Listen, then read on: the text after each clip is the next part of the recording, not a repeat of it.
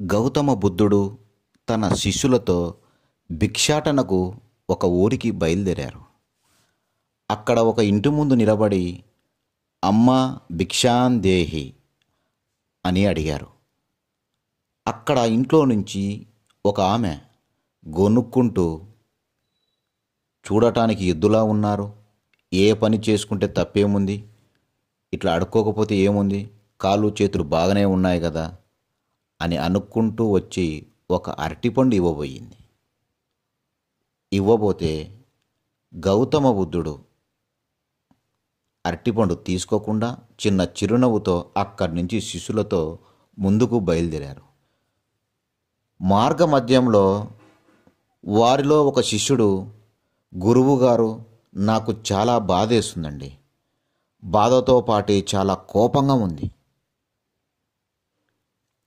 గౌతమ్ బుద్ధుడు ఎందుకు అని అడిగాడు.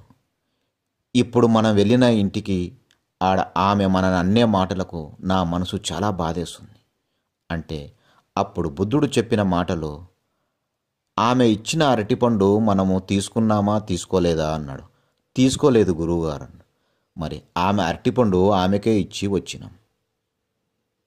ఆమె అన్న మాటలు కూడా అక్కడే మనం వదిలేసి వచ్చినాం అంటే, ఆమె అరటిపండు ఆమె అన్న మాటలు రెండూ ఆమె కాన్నే ఉన్నాయి, మనమైతే వెంట తెచ్చుకోలేదు.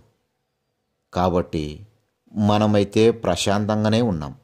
కానీ నువ్వు మాత్రము ఆమె అరటిపండు అక్కడ వదిలేసి వచ్చినామే కానీ నువ్వు మాత్రం ఆమె అన్న తిట్లు మాత్రం వెనకంబడి తెచ్చుకున్నట్టున్నావు. అందుకే నీకులో బాధ, కోపము రెండూ ఉన్నాయి. ఎప్పుడైతే మనం మనల్ని ఎవరినైనా తిట్టినప్పుడు ఆ మాటలు వాళ్ళకాన్నే వదిలేసి వస్తే, ఇప్పుడు నువ్వు చెప్పిన ఆ రెండూ మనకుండవు. బుద్ధుడు చెప్పిన తర్వాత శిష్యునికి జ్ఞానోదయమైంది. గురువుగారి పాదాభివందనం చేసుకున్నారు. అక్కడి నుంచి సంతోషంగా బయలుదేరారు.